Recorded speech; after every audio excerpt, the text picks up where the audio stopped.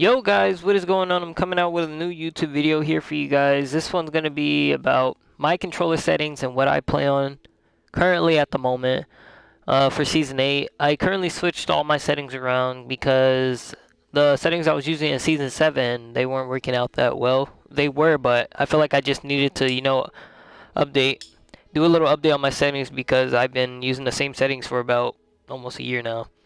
But these settings have helped me out so much recently. Like, I love these settings, and I think I'm gonna be using them for quite a while until I find something else that's comfortable for me. But for now, this is really comfortable for me, and I really like these settings a lot. But other than that, let's just get straight into the video. So in this video today, I'm just going to be talking about my sensitivity and some of my settings that I'm using. I'm not currently going to go into depth about my shotgun aim and how I have better shotgun aim now. That's going to be for a next video that I'm going to be doing. So yeah, let's just jump straight into the video. So the first thing I have for my wireless controller sensitivity X is going to be at 754. I was previously playing on, I think, sensitivity 6, which was kind of, I don't know. I liked. Okay, this is what I have to say about sensitivity 6. It's good for hip firing your gun, your shotgun, and everything like that. But when you're trying to turn on people, it's kind of slow. That's the only reason why I really upgraded my sensitivity for my X, because I felt like I was turning around too slow, and sometimes I would just get bopped in the head because I didn't have enough or quicker reaction time to whatever the person was trying to do. But with the 754 sensitivity, it's actually been helping me a lot, and I can turn around quicker on people to bop them straight back in the head, and it's really been a good sensitivity lately, and I'm really feeling it a lot. So yeah, that's why my X is on 754. I don't have it at 8 yet. I probably will go to 8. I had it at 8 before. I used to play on 10, but it just stopped working for me, so I took it off at 10, and that's when I just went all the way back down to 6. But yeah, so my sensitivity Y is going to be at 710. I have my sensitivity at 710 because I still like to get that upper hand sometimes, and just because most of the time I'm always flicking my shotgun shots. Sometimes I do, but most of the time I really like to just flick my shots a lot. I don't like to aim in. So that's why I kind of have my Y to higher sensitivity. But to be honest with you guys, when you go, your Y is so totally different from your X, because when you have your Y, you don't want to have it too high because it's kind of hard to control when you put your Y super high like that. But yeah, that's why I have my Y kind of at a low. It's at a lower range than my X because I like to keep my Y kind of low. Well, I just stated Y because it kind of, yeah, we're just gonna. Okay, but my wireless controller targeting sensitivity is at a 546.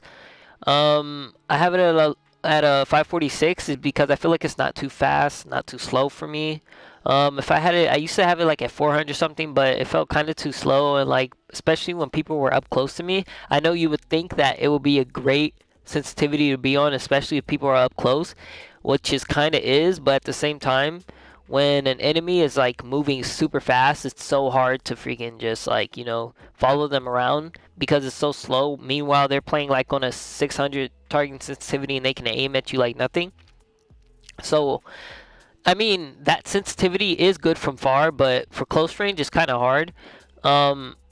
That's the reason why I have my sensitivity at a 546, because it's not too slow and not too fast.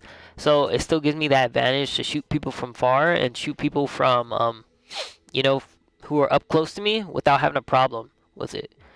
So yeah, that's going to be my targeting sensitivity for that. And your targeting sensitivity, that only includes your ARs, your pistols, your rifles, like the new rifle that came out. It includes that. Yeah. So my wireless controller scope sensitivity is at a 544. This is kind of like the same thing, is just because I like having it like that. It's really comfortable to me, and I play on a 544 because it's not too fast, not too slow for me, and it's just perfect. And your scope sensitivity, that's going to include your sniper rifles, your scoped ARs. What else? I think that's pretty much it. Yeah. But this is one of the big things I've changed recently, is my building sensitivity for Fortnite. Recently I had my sensitivity I think at like a 1.650 or something like that, but I recently changed it because it felt too slow to me. Like I could build insanely good with it, but I just wanted something with more speed to it so I can, get that upper hand on people. Whatever upper hand I'm gonna take. So I put my sensitivity at 2.0. At first, when I did this, oh my god, it was so hard for me to control, but I finally got used to it. I just played a lot of playground and practice in lobbies by myself. I turned off Phil.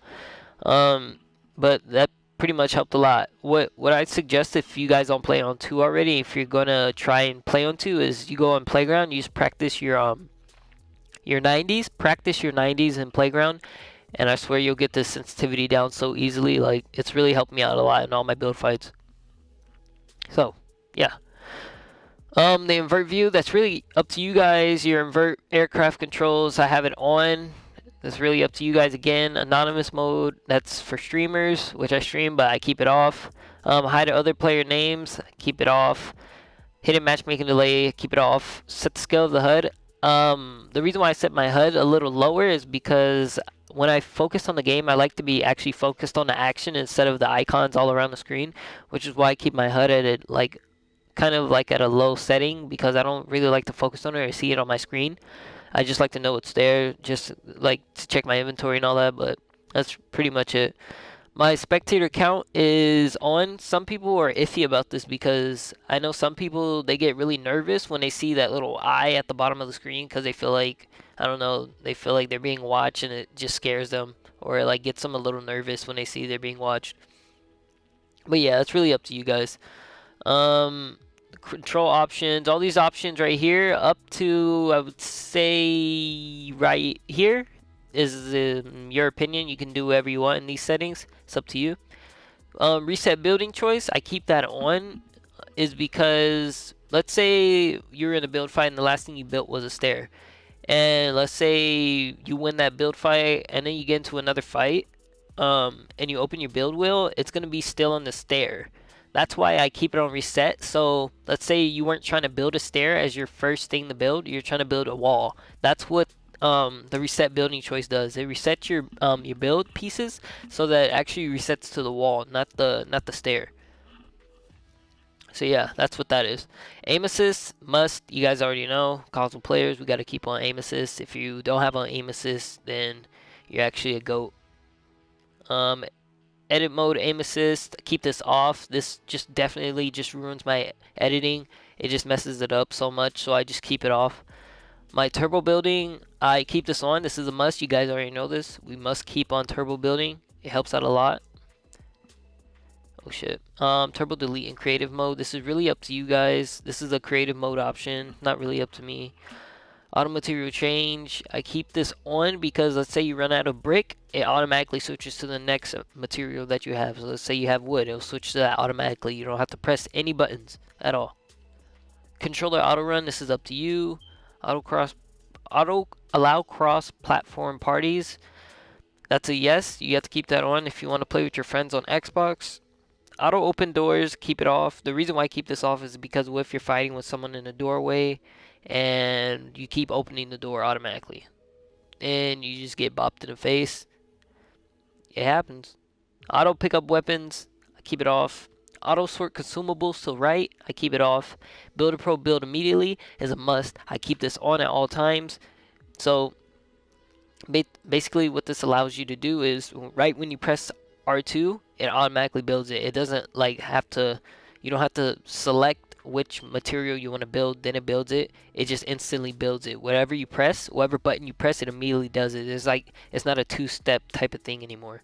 So controller edit hold time is a 0.100. The reason why I keep this at a low control edit time is because I like to have that quick edit option. I don't like having a delay on my edit. It just takes forever and all that. Yeah. My vibration, I keep it off. Reason why is because it messes with my aim, and I just don't like having that vibration feeling. It just makes me feel like I'm more distracted and more nervous in the game. But yeah, that's pretty much my settings and my control options and my inputs and everything. That's all my settings right there, guys. So I was also what I'm gonna talk to you guys about is gonna be the dead zone on your controller. This is another major factor when you're playing because the dead zone in your controller is basically kind of like an input lag for your joystick. So whatever the dead zone is, let's say your dead zone. Oh shoot, my bad. Let's say your dead zone is kind of like this. So your controller is not gonna react till it sees that's until your controller sees that you're outside of that little blue circle area. That's when your controller is gonna react or like do any type of movement. So that's why I keep mine at a very minimal circle so that I can have all that free space outside of the blue circle to use my joystick. So that's the only reason why I keep it on. It's helped out so much. I like it so much that they added this. This was one of the best things they probably added in the game because it's helped a lot of people recently. But yeah, that's pretty much it. But if you guys like this video, make sure you subscribe, leave a comment, leave a like, comment your settings down below. What type of dead zone do you guys use? What type of settings do you guys use? What other videos do you want to see? And be on the lookout for the next video, the shotgun, to improve your shotgun aim. That's another video that's gonna come out recently. But yeah, guys, I'll see you guys later. Peace.